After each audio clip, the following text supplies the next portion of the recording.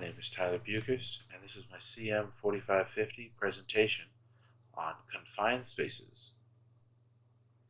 The learning objectives. By the end of this, hopefully you take away these lessons, and they are identifying the characteristics of a confined space, how to control the hazards, atmospheric testing, confined space permit, training and communication, personal protective equipment, PPE, rescue, team responsibilities. Confined space characteristics. So a confined space can be a tanker, vessels, silos, storage bins, hoppers, vaults, pits, and pipelines. The common factors of a confined space are as followed. The opening to the entrance and exit is limited, however large enough for someone to fit inside, but it is not designed for continuous use. Not all are equal. What do I mean by this? Well, the exception to the rule, non-permitted confined spaces. How do you get one? Well, employers can document that the confined space poses no hazard and will not pose any hazard in the future. So, like the poor little bird, he doesn't get hit in the head because his documentation is in order.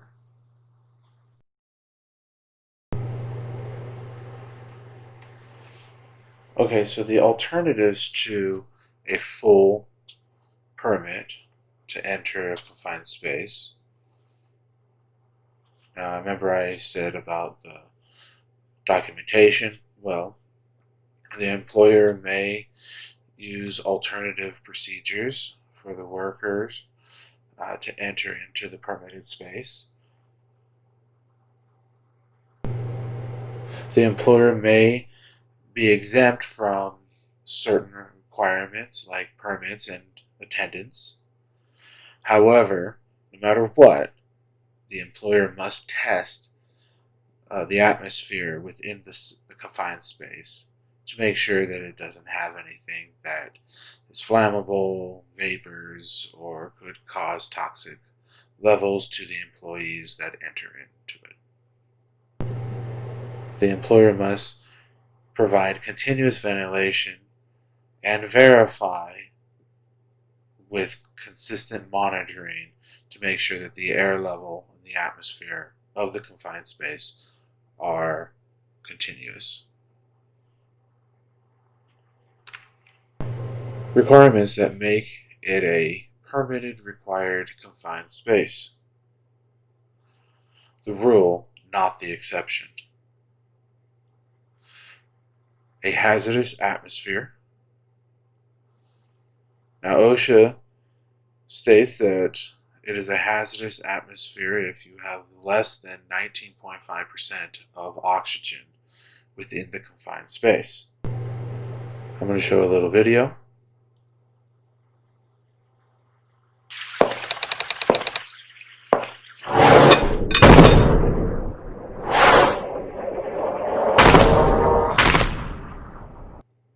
So that's just a demonstration of what happens if you don't have enough oxygen.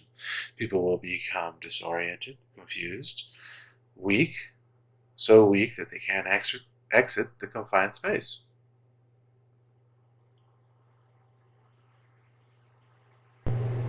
To continue that, on the hazardous atmosphere, you can have too much oxygen.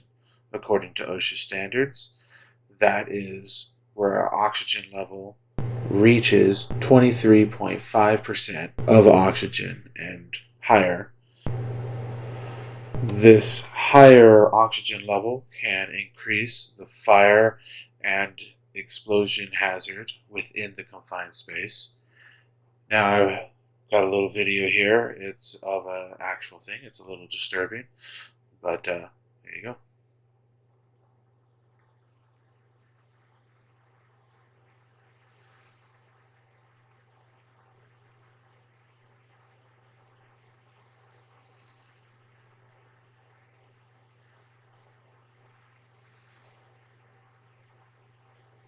Also could contain unsafe amounts of flammable gases, vapors, mists, or dust, or harmful levels of hazardous substances. So let's just keep it well ventilated. Alright, a little more on hazardous atmospheres. Let's talk about engulfment. Engulfment is when pretty much someone gets swallowed up. I have a little video on this. I got a bad feeling about this. So small particulates or liquid in the confined space can bury or drown you. Not the way I want to go. To continue the rule, not the exception. The configuration that could trap someone, like floors that are sloped, wells curved inward, or overhanging edges. Any other serious safety and health hazards, like the space has mechanical equipment that could start up, don't want to be near the fan. Electrical, don't want to be shocked. Extreme heat, and the other side, the extreme cold. Okay, now we're going to talk about controlling hazards. Let's mark and set up the perimeter of the confined space with barriers, warning signs. Let's teach that the absence of a sign is not a non-permitted confined space. Train that we always check. And atmosphere testing. Monitor it constantly. Like I was saying, continually monitor the confined space. This will ensure that the hazard remains under your control. Before work can begin, inspect that all the hazards are able to be controlled and monitored during the work and before the work starts. Okay, so I have a little video now on atmospheric testing. Confined spaces, air monitoring. Monitoring the toxicity level of a confined space is a must. OSHA expects companies to keep employees out of harm's way while working on secluded areas with limited access and mobility. It's the contractor's job to provide equipment that will monitor the levels of oxygen, toxicity, and flammability of a confined workspace. This is vital so that workers can keep hazards to a minimum, if not completely eliminate them from the worksite.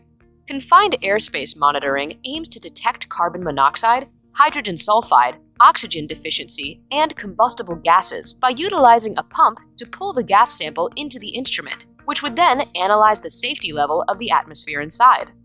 Monitoring needs to be executed before work can be done inside the confined space, while each hazard parameter must be observed and measured for 30 seconds in order to gain accurate readings. As an additional safety measure, all monitoring instruments are required to have an audible alarm that will alert the workers whenever parameter levels exceed the standard safe levels. More than just a glossary of safety terms, OSHA standards also serve as a blueprint for procedures and practices that are at the core of any safety program. Safety isn't just about getting the right equipment, though it sure is a good way to start. All right.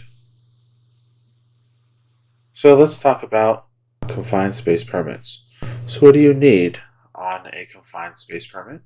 Well, your name is pretty important, the space that you will be entering, the authorization to enter, eligibility of an attendant, entry supervisor, the test results, and as you see, you got a checklist here, and I gave a little sample of one, the date of the entry, the date of the stop, and so forth. Okay, so let's talk about canceling an entry permit. Canceling an entry permit must be done by the supervisor. The permit is canceled because the work is complete or there are new conditions that came up. Those conditions must be noted on the canceled permit, resolving the permit space. And it's common practice that any canceled permit must be kept for 1 year. Okay, let's talk about training and communication. Worker training. Now I'm going to go over this real quick. Pretty much anyone who goes into a confined space must be trained for that particular type of confined space. As well, be notified, full disclosure, that this is a dangerous area, these are the hazards that you're going to be having, and so forth. The additional training, if the duties change, well, you're going to need additional training because the job changed. Permitted space. And the employee's job performance shows deficiency. Maybe Bubba over there don't know his job very well, so he's going to get retrained. Everyone that would need to rescue would also need to be trained in CPR, first aid, and pretty much to keep the person alive long enough for the emergency personnel to show up. So after the training is complete, the employer must keep the records of the employee's training available to inspectors, supervisor employees authorized to review these documents. The records must include the employee's name that was trained, the trainer's name and signature or initial on the date of the training. So let's talk about PPE. Not just PPE, but personal protective equipment. In addition to the PPE, other equipment that employers may require for safe entry into a permitted confined space include testing equipment, people to monitor, ventilating the confined space, and communication, lighting equipment, and barriers or shields to stop people from just wandering into the confined space. That's on top of the standard PPE that would be part of a confined space. Ladders, recovery devices, whether vertical or horizontal. So this next section is kind of an important one, because remember, no time to be a hero. Rescue in confined spaces are about several things, but these are the three main. The preservation of life, not just the victim, but the rescuer too. Stabilization and property conservation. So I have a little video here as well that's going to show you a rescue. Now it's important, it's training.